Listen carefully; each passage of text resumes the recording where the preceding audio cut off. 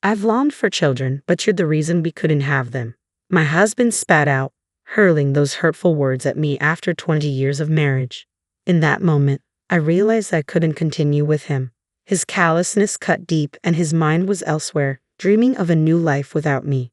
It felt as if some divine eye had witnessed his cruelty. My name is Lisa, 45 years old, a secretary at a law firm. Our marriage, nearing 2 decades, had been modest and childless. Despite our shared desire for children, infertility plagued us, primarily my own struggles. I underwent treatments, exhausting myself physically, emotionally, and financially, only to face disappointment. When I turned 40, we conceded defeat. My husband's desire for children persisted, but I couldn't endure the pain and financial strain any longer. We decided to halt treatments and embrace a childless life, opting for luxury trips instead. Yet the pang of regret lingered, especially when confronted with images of children on TV or greeting cards. Even 5 years post-treatments, guilt and remorse gnawed at me. Then, a school reunion beckoned after a decade. My husband encouraged me to take a break, sensing it as a mini vacation. It felt like a temporary escape from the weight of our childless existence. I realized I had scarcely been out alone since our wedding day, my life consumed by infertility treatments. But a little indulgence now and then couldn't hurt, right? At the venue, catching up with old friends felt refreshing. Lisa, long time no see. You look great, slimmer than before, one friend remarked. Indeed, I had shed about 22 pounds over the past decade. Thanks, I replied with a smile. I envy you. Since marriage and kids, I've gained almost 33 pounds, she lamented. Her words, though innocent, stung a bit. Any kids for you? Another friend asked. No, we couldn't, I replied, feeling the weight of the question. Just the two of us. Oh, sorry for asking such an awkward question, she apologized. No worries, let's just enjoy ourselves, I reassured, trying to maintain a lively atmosphere. As conversation flowed, a startling revelation emerged. My son was nearly caught in a marriage scam recently, one classmate shared. I was taken aback. A scam. Yes, they asked him for $20,000 for their wedding, but it fell through, she explained. What happened next? I inquired, intrigued. He couldn't afford it, so he came to us for advice. That's when we uncovered the scam. The woman vanished, she recounted. It's terrifying, I murmured, shaken by the story. There are some awful people out there, another friend chimed in. Really scary. A marriage scam, I mused, shocked that such deceit could occur so close to home. Thankfully, her son had moved on with a new girlfriend, and the parents seemed relieved. The reunion continued smoothly, eventually winding down. Instead of heading to the after party, I decided to head home, reflecting on the evening's unexpected revelations. I returned to my hotel, savoring a nightcap alone. It struck me, I hadn't checked in with my husband. It was only 10 p.m. He should still be awake. Despite repeated calls, he didn't answer. Perhaps he already turned in. Well, I'd be back tomorrow, so it wasn't a pressing concern. Yet an uneasy feeling gnawed at me. Was it women's intuition? Something felt off. From then on, my husband started arriving home unusually late on weekdays, often inebriated. Hey, I'm home, he slurred one night, collapsing onto the living room floor. Are you okay? I asked, concern creeping into my voice. Shut up, I'm home. Show some respect, he retorted, his words clouded by alcohol. As I tidied up his discarded clothes, he muttered something about Alyssa. You know, if you were as young as Alyssa. Confusion gripped me. Who was Alyssa? What did he mean by his words? Before I could inquire further, he was already asleep. Could he be cheating on me? The unease I felt that day morphed into a creeping certainty. But no, my husband was a good man. It must be drunken nonsense. Yet doubts lingered, unsettling my thoughts. I tried to reassure myself, but my husband's erratic behavior gnawed at me. Weekends meant early departures and late returns, often accompanied by the stench of alcohol. It had become a pattern I could no longer ignore. You're going out drinking almost every day lately. Are we okay? I ventured one evening. Mind your own business. It's my money, he snapped back, dismissive of my concern. But we need to save for our future, I insisted. His response cut deep. Well, I've spent quite a bit on treatments. That's because you're defective. Even in his inebriated state, his words stung. I could have fathomed he'd speak to me that way. As time passed, his disparaging remarks grew more frequent. Since you can't have kids, you should focus on showing affection to me, he'd say. With each selfish act, my love for him waned. Gone was the caring husband who once supported me through treatments. Would he ever return? After 20 years, I began questioning the essence of our marriage. But before I could confront him about it, he dropped a bombshell. We need to talk, he said, his demeanor serious. I returned from work to find him on the sofa, his expression grave. What's wrong? Why are you being so formal? I asked, sensing something was amiss. I want a divorce, he declared bluntly. The words hit me like a ton of bricks. You're joking, right? Why would you say that all of a sudden? I pleaded, hoping for reassurance. But the idea of divorce had never crossed his mind before. Yes, he confirmed, leaving me stunned and bewildered. The revelation hit me like a tidal wave. Divorce? Had my husband been considering it all along? I confronted him, desperate for clarity. Out of the blue, you want a divorce? What's going on? I demanded, my emotions raw. We've been together for 20 years, haven't we? Let's talk this through, I urged, hoping for understanding. But he met my plea with contempt. You're clueless, aren't you? He scoffed, his tone laced with bitterness. Confusion clouded my mind. What do you mean? For 20 years, I've wanted children. But because of you, I've been denied that chance, he accused, his words cutting deep. His revelation blindsided me. That's not fair. We decided together to stop treatments, I countered, feeling the weight of sadness and frustration. I was never okay with that. I've always wanted a child, he confessed, his voice heavy with regret. Tears threatened to spill as the reality sank in. Well, if you sign the divorce papers, I won't have anything else to say, he declared proudly, pushing the papers toward me. But his next words struck like lightning. I've already decided to remarry. Remarry? With a 20-year-old? I gasped, disbelief coursing through me. That's right. Alyssa, he confirmed, a smug satisfaction in his tone. Alyssa, the name echoed in my mind, the same name he had mentioned before. Woman's intuition, it seemed, was not to be underestimated. I felt a flicker of self-satisfaction, but I knew it wasn't the time for indulgence. Then my husband showed me a picture of his so-called adorable Alyssa. As I examined it closely, I struggled to contain my laughter. Surely, this had to be a joke. How could something like this be real? I prayed he didn't notice my odd reaction and swiftly composed myself.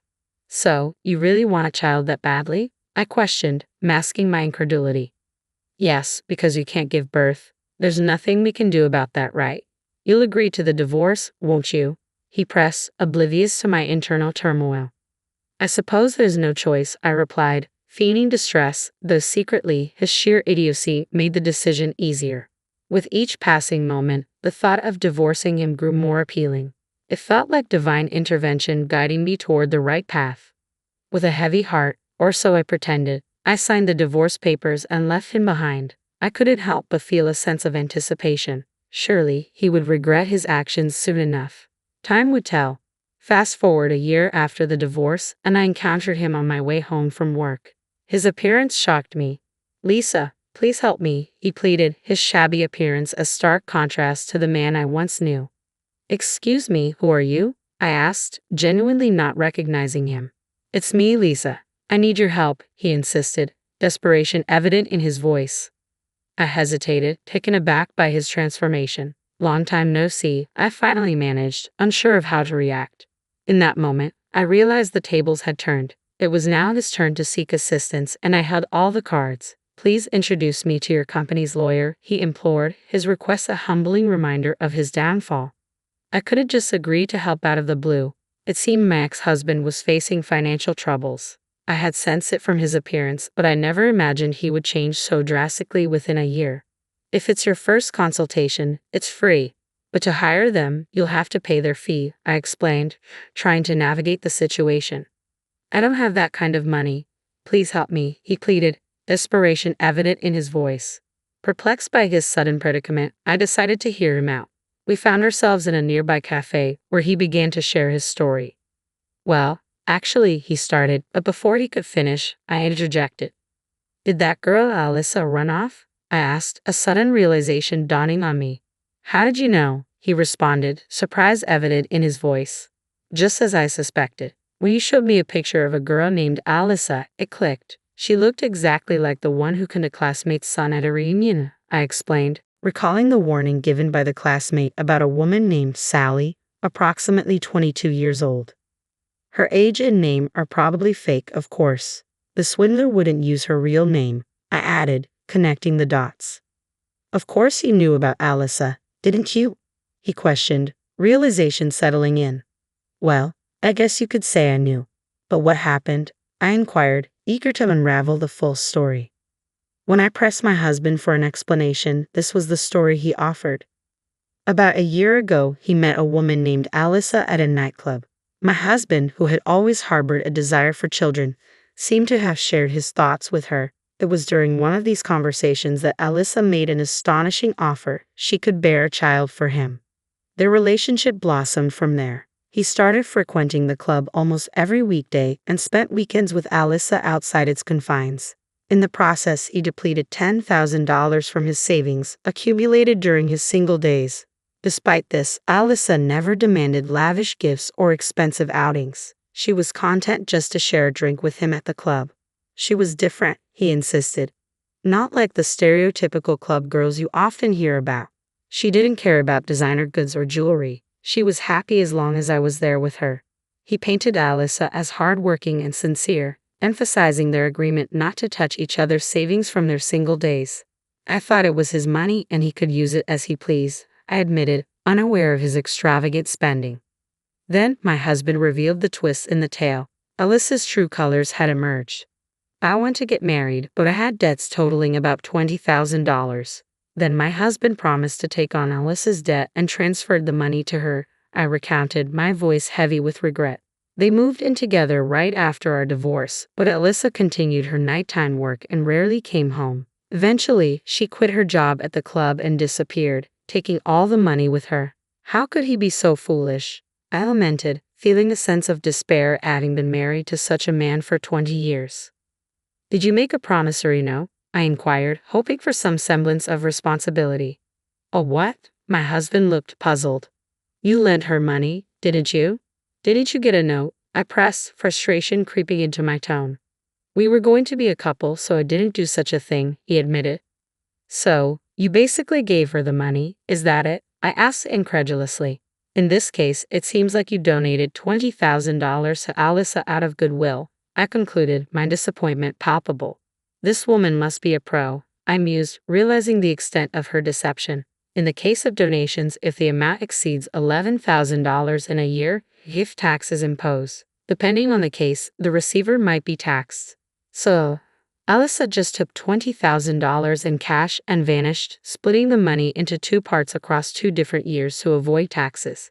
The reason my husband thought she was a good girl who never asked for material gifts was because she knew the law well. So, what should I do? I asked, feeling overwhelmed. I don't know. Maybe consult a lawyer. It'll cost you though, he replied, his shoulders slumping in defeat. All my savings from my single days are gone, and the woman I loved ran away from me. I can't go back on my word to the company about remarrying after boasting about getting a younger wife. Isn't that his own doing? I thought, feeling the weight of my husband's pitiful situation. Lisa, it's my fault. Please come back to me, he pleaded. I realized after you were gone, you were the only one who cared about me. I don't need kids anymore. I'll let you do as you like. You must have been lonely too, right? But his misunderstanding persisted. That matter had ended half a year ago in my mind, so I confronted him with reality. You know, it's been a year. What's with this sudden change of heart? Isn't it a little too late now? Lisa, are you going to abandon me? Well, it was you who pushed for our divorce in the first place, remember? I reminded him. You're the only one I can rely on. My ex-husband looked utterly exhausted, and I decided to show him a little mercy. All right then, shall I call up a lawyer friend of mine? Lisa, thank you. I knew I could count on you, he said, tears welling up in his eyes. Mr. Johnson, the lawyer for my company, arrived at the coffee shop. John, over here, I called out, and my ex-husband seemed somewhat perplexed by our overly familiar demeanor. You see, we've been dating for the past 6 months now, I explained. What was it you needed advice on? As I finished speaking, my ex-husband looked as if he was in a daze. No, well, I think that'll be it for today, he muttered. suddenly snapping back to reality and hurriedly leaving the coffee shop. In the end, he couldn't afford to hire a lawyer and resigned himself to his fate. Rumor had it that his company was abuzz with talk of his unfortunate situation, left by his soon-to-be wife and ignored by his ex-wife. As Mr. Johnson and I spoke later, I confessed the truth about the charade. "I'm sorry for involving you in all this," I apologized. "No worries, Lisa. I'm glad I could be of help," he reassured me. "By the way, do you have any plans after this?" Caught off guard by the unexpected turn of events, I was a little flustered, but a fresh start in my mid-40s didn't seem like such a bad beginning. "Yes, I'd love to," I agreed, certain that a fun-filled future was awaiting me. I couldn't shake off this feeling of excitement.